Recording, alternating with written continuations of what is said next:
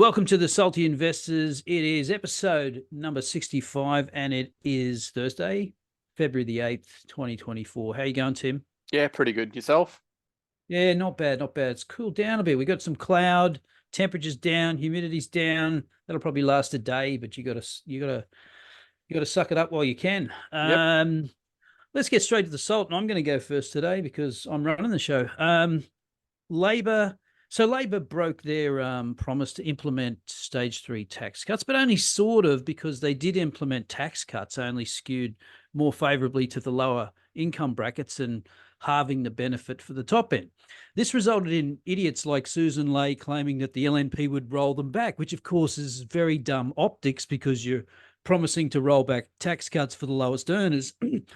Now, if you take into account that the low income tax offset expired last year, low income earners are actually worse off than they were more than a year ago, and that's before inflation. But hey, Labor gets a win because they effectively wedge the coalition on tax. But all Australians lose because we get bogged down in some stupid political debate instead of having real tax reform. What do you think, Tim? Yeah, I sort of mentioned the wedge, angle, and everyone attacked me. I'm just saying, that's the political side. Yes, Yeah, it's very smart. Like it is. Yeah, extremely clever. It's worked a treat. They can go. What are you going to go after them? And you're going to say, oh, you broke an election promise. They're still offering the same amount of dollars. The same amount of dollars are coming in. Getting tax cuts. So it plays well to their base. It plays well to the Liberal base. What are you going to do? Ignore tax cuts? How's that going to go down with your base? Like, I know. you're freaking stupid. Yeah. I mean, I think the LNP is not going to win an election with Peter Dutton. He's he's hopeless, really. Susan Ley is a moron. She's proved that many times. But I mean, like, I've said this to people who are nominally Liberal Party voters, or at least they like the Liberal Party more than Labor, and they get all angry about it. But the fact that they're getting angry about it goes to show that they do actually recognise that Labor has made a smart political move here, because we are in a climate of resentment at the moment, because you see all the chatters now, oh, let's go after capital gains and let's go after negative gearing. And there's this big steamroller on because the resentment class. Oh yeah, and I saw people today talking about, what about the franking credits, which is usually said by people who don't even understand why people have franking credits. Like, the tax has already been paid on it, you moron.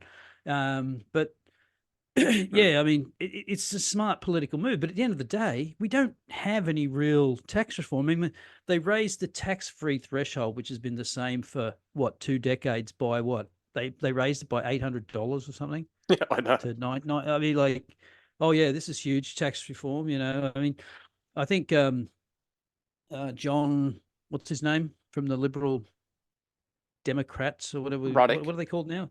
No, it's not Ruddock. No. The guy that's in charge of the whole show. Oh, Humphreys. He was saying, like, at least get rid of that 37% tax rate. Oh, yeah. Just eliminate that one. I mean, that would be a start. But yeah, so here we are again with this ridiculous high personal income tax rates in the country. I mean, I don't care. Put the GST up to 15%, but just make some decent cuts to income tax. I mean, the idea that over 190,000 you have to give the government 47 cents of every dollar you make is absolutely, it's thievery is all it is. What are you getting for it? Yep. Anyway, well, what do you got to say? Sort of a similar vein. The new fuel efficiency standards are likely to come at the end of the year. On the surface, it sounds great. There'll be less pollution and more savings at the fuel pump, but they never mention any negatives. What they fail to disclose is the cost to purchase a car will increase as, fuel efficiency costs money. And the transport options available to the market will decrease despite them spruiking the complete opposite. If you're on 150 grand a year, your car finance goes up like a couple of $100 a month, but you won't notice. If you're on below the average wage, this is a huge impact on your ability to purchase a car. It's like they think increasing fuel efficiency standards has zero cost. Fuel excise incentivizes fuel efficiency already, so there's no need to pile on further with these standards. Don't decide to be poor in Australia, as you get screwed like normal. No. So. Yeah, Yeah, just yeah, another one. Add to the list. yeah. It's just, I mean, I love the way they spin. When you're gonna, who's gonna save money? So I got to pay more for a car because over its lifetime it's going to use less fuel per kilometer. Therefore, I'm going to save some money on the fuel bill. And by the way, poor people don't buy new cars. Poor people don't go out and pay 20 grand for a new car, 30 grand for it. They don't, because they don't have that kind of money. Mm. And a lot of them can't even get the finance for, say, 15, 20 grand loan to buy a new car. And they're not buying new cars. They're going to buy a shitty secondhand old one that has no new fuel efficiency standards in it. I mean, it's just, I mean, why don't they just come out and say what it is? I mean, stop lying to me. Just say, we want to tell you what cars you should drive. That's what it is. And we're going to restrict your choices. That's what we're going to do. It's such bullshit. They do think we're really are idiots, don't they? Yeah. Well, at some stage, it's like there's no reason for people to drive SUVs or four-wheel drives. If you live in suburbia, like why? What's your valid reason? Yeah. At some stage, they're going to go, well, what, you need to have a permit to have those sort of things, surely. Yeah. Like, Yep. but people are just ignoring all this, and just the end of the wedge. And then Well, they'll charge you when you go to register your car, right? Oh, it says here you've got a SUV. Okay, there's a tax on that. Just put that on the rego, right? Yeah. Oh. All right, let's get this. I got a lot of stuff to get through, so let's see if I can weave this into a narrative of some sort. I doubt it though. So I just thought this was interesting. The ABS did some analyses on inflation, and so basically they tried to work out what the inflation rate was for certain types of citizens. And again, these are averages, and no, everyone's got their own inflation rate. If you got a car, you got a different inflation rate to someone who doesn't. But so you can see the sort of groups there: pensioners, employees, age pensioner, government transfer recipient, self-funded retiree. And of course, the employee is the biggest category, and their annual inflation rate apparently was close to 7% rather than the 4% that's actually been reported. So, so I just thought that was interesting. So people are doing it because last week we talked about retail sales really tanking in December. And so maybe that's it. I mean, I see in my business, I just see prices just still going up everywhere, man. It's crazy. Well, they said that employee was basically housing is causing it.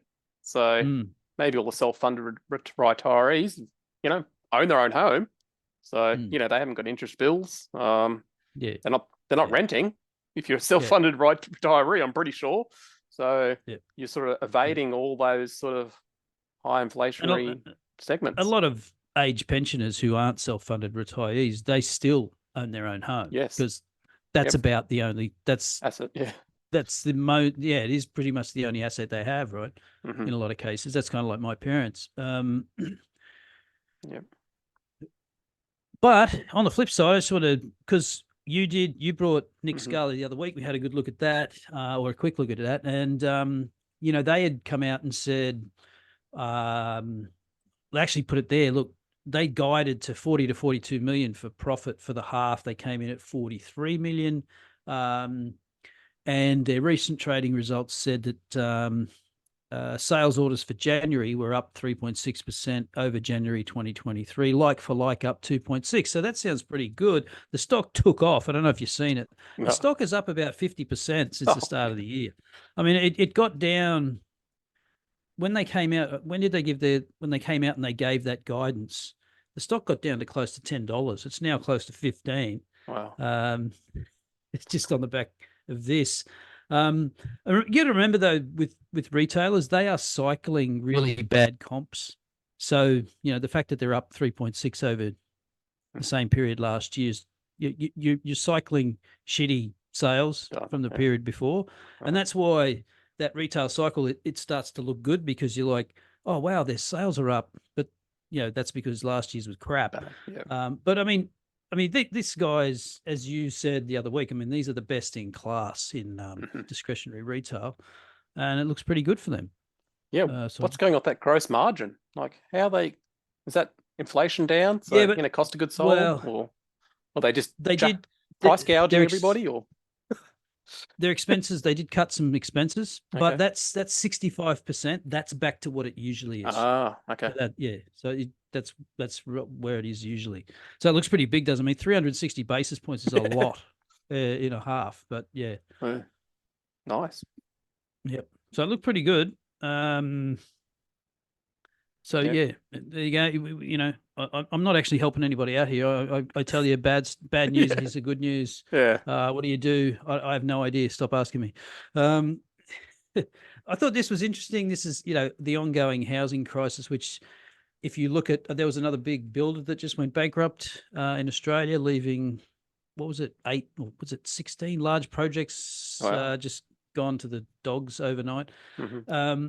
But I thought this was interesting. So what this means here is that a median household, so median by household income, Okay. which I think is 120 something thousand. Wow.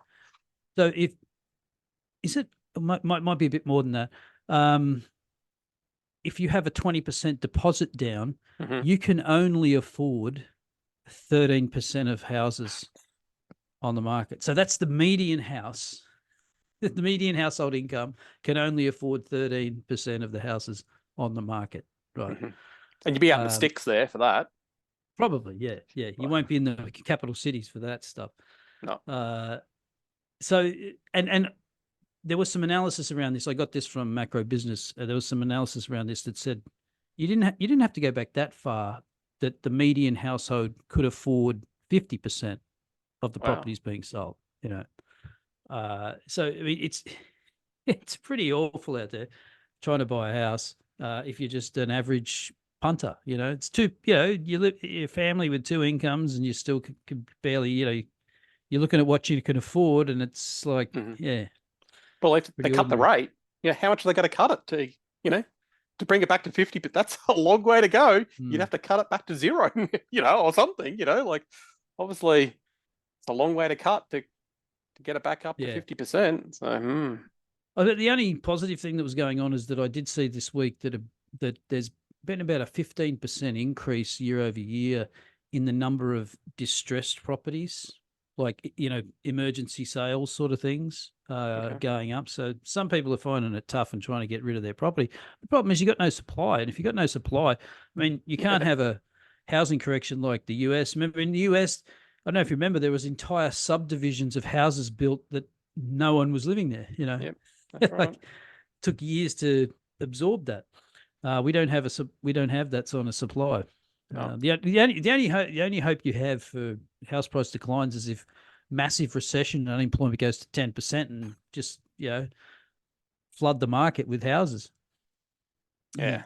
But still, if you've got no supply, like Yeah. what people will sell their second house, but it's not like most people have got 3 or 4 houses they can hop onto the market, I'm pretty sure. So, Mm.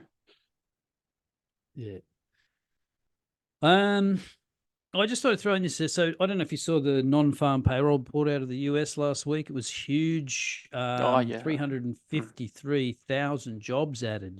That's a lot. I mean, look at the average here. It's probably run about, I don't know, a bit below 250 in the last Yep. sort of year. Wow. So 353 is a lot. So people can, oh, look at this. The US economy is very resilient.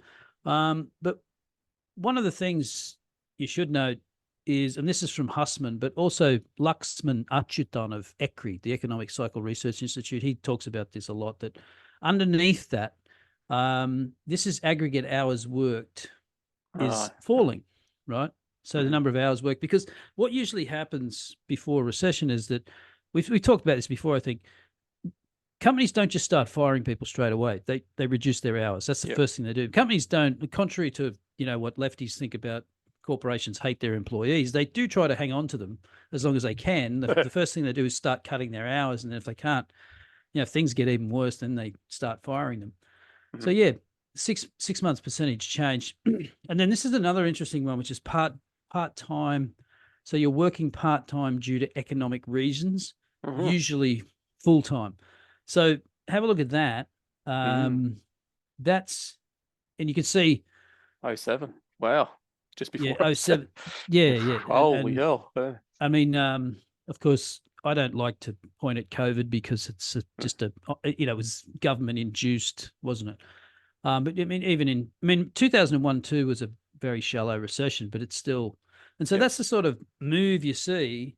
So they're hanging on to workers, they need workers, but they don't have the hours that they had. And this is usually a precursor to recessions. I mean, you look at that you go back to 1991, it doesn't get up to 20%. It doesn't get as high as it is now Mhm. outside of a recession. You have one little poke through here Yep. in 96, and that's about it. So, I mean, you know me, I'm just trying to convince myself that the soft landing, no landing is rubbish, that we're going to have a recession and that corporate earnings are going to get smashed and the stock market's going to get halved. That's what Mhm. I'm hoping. But I mean, it's not like there isn't data saying, maybe things aren't Well, as bright as we thought. you watched the Powell interview that he did on 60 Minutes. He said, he's not going to wait till it actually gets to 2% before he cuts. So, Right. but I'm like, why are you cutting? It's not like we're at a historically high interest rates. Like, you know, Nah. so Yeah. so he must be a little bit worried, that we are heading for a recession, or he wouldn't be thinking about before we get to two, we're going Yeah. to have to start cutting. So obviously he's a little bit worried about it. Not as nice as, like you're saying, it's not as nice as what people think, but I have to wait and Mm. see. Well, just another reminder too that once Fed starts cutting and has cut a couple of hundred basis points, that is usually accompanied by a pretty strong drawdown in stocks as well. That's because things are not good if you're cutting rates that much. Yep. That's usually the problem. Yeah. Now let me try and remember why I put this in. Market cycles and breadth. So this is not bear markets because you can see some of the drawdowns are like 10%, 15%, which I mean, this is better because a bear market's just an arbitrary thing anyway, down Yep. 20%. What is that? Who cares really? So these are cycles. And he's saying that the breadth of the stock market. So these are stocks that are outperforming the index as a percentage, right? Mm-hmm. So you can see in the tech bubble, once the tech bubble burst, only about a quarter of the stocks Mm-hmm. are actually outperforming the index, and we're sort of at the same point now, and that's we all know about the Magnificent Seven, Microsoft, all these, it's holding it up. So breadth is pretty crappy, Mm-hmm. and it's just another, like we've said before, markets can still go up with that kind of breadth, but they'll go up less. Yes. What you want is you want this here. You want Broad. this Yep. broad participation of Mm-hmm. stocks, and so that can be a precursor to pretty nasty fall. So again, that's just grist for the mill. That's for the bears out there. If you're still holding on like me, sitting in cash, hoping for the opportunity that you missed to Yeah. come back again. Yeah, it's not looking too good. But you look at the Magnificent Seven, you think, wow, there's some great names in there. I can see why people like them. Like Mm. and you know about them as well. Like Microsoft and Amazon. Oh, So mm. yeah, nothing new. Yep. Yep. Yeah. All right. That's enough crap for me. What do you got for us? We've escaped Australia because we ran Yeah. out of quality in Australia, did we? Well, we're starting to get to the bottom of the barrel in Australia, so time to move on, I think. Yeah, so this is BOLSA MEXICANA de VALORES, I think it is. It's basically the Mexican stock exchange with a few financial additions. Some of us still have nightmares about not investing in the ASX due to the multiple and seemingly low growth potential. The Mexican stock exchange doesn't have a huge number of listings. Mexicans wishing to purchase international stocks do so via the SIC, which is also owned by them. The trade agreements with North America have increased Mexico's GDP per capita, allowing the common man to invest in things like equities. If I look at a decade, I see the average Mexican getting richer and therefore increasing equity investing, as it's a common vehicle for the common man. Stock exchanges are hard for the government to allow free market forces to go. So normally there's a huge amount of political backlash if something goes wrong. So they normally run them like near monopolies. So this allows future cash flows to be more predictable, and they have the tailwind of increased equity investing if GDP increases. Let's look at the numbers. Shares outstanding are decreasing. Employees are decreasing while revenue is increasing, which I rarely see that happen. On a PE and price to cash flow basis, it hasn't been cheaper in the last 6 years. Return on invested capital is in the high teens to the low 20s and consistent, so showing quality. Operation margin is insanely high. Even the net margin is 35%. Growth has been poor over the last 1 to 3 years, but is 6.5% over 10 years, hence the current discount. Massive dividend and payout ratio, so reinvestment is limited.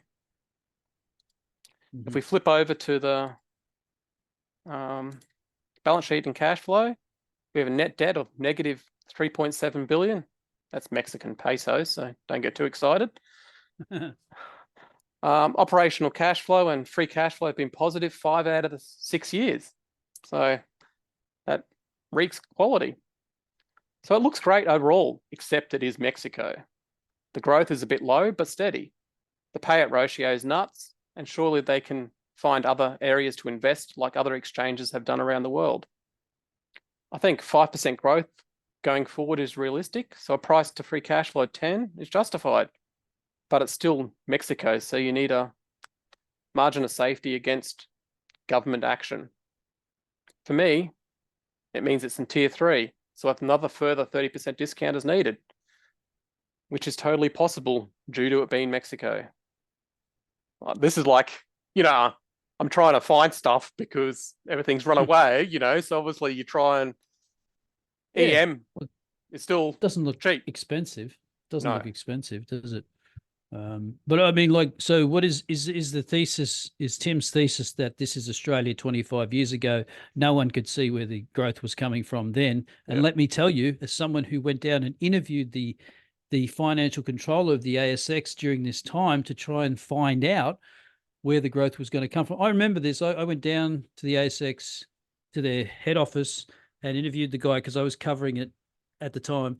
And I sat down and said, so, where's your growth going to come from? Because at the time, the clip that they were taking on every transaction was going down and down and down. Just been going down and down and down and down and down because more efficient, transaction volumes were coming down, brokerage rates were coming down. And so where's the growth going to come from? Where's the volume going to come from? It's like, is it options? Is it warrants? Is it all these exotic things? And he would say, we don't know, we just don't know. But it did. It came. And it grew pretty strong. Yeah. But I remember there was a meeting where someone was having a go at me, one of the dealers, because he actually was one of the. Remember when the ASX was owned by members? He was one of the members who owned it before it became demutualized, and he was going like, this should be a buy. And I'm like, what do you want me to write? What do you want me to write in the research report? I can't find where this growth is coming from. Yeah. But when you got these tailwinds with you, like increased GDP, that's what happened to Australia. We've got this thing called the mining boom, and, all these people started to have more money in their pockets, which you can buy property. That's very hard to look after and do. But, I know miners now, what they do is they just put a bit of money in the stock market. And that's an easy thing to do. Got great returns over the long term, as long as you understand it can have huge drawdowns. So I think, Mexico, I know everyone, remembers some pretty bad times in the 90s and everything, like it's gone through some pretty horrific, times. So you still got to keep that into account. But I think, being so close to the USA, they can export so much labor, so much heavy industry, so much agriculture into Mexico that, that I think the GDP is going to continue as long as the USA keeps going up. I think Mexico will do well. It's just one to think about. If you don't like it, send me some ideas, There you go, people. That's a challenge. Mm. Send Tim some ideas. It's got to be quality. That's what Tim likes. Yep. Yeah. Or maybe we should start bringing in stocks that suck and telling people why they suck. That's another. Stay away from this. Something else we could do. Anyway, there you have it, folks. That is Bolsa Mexicana de Valores, SAB. And we will see you next time.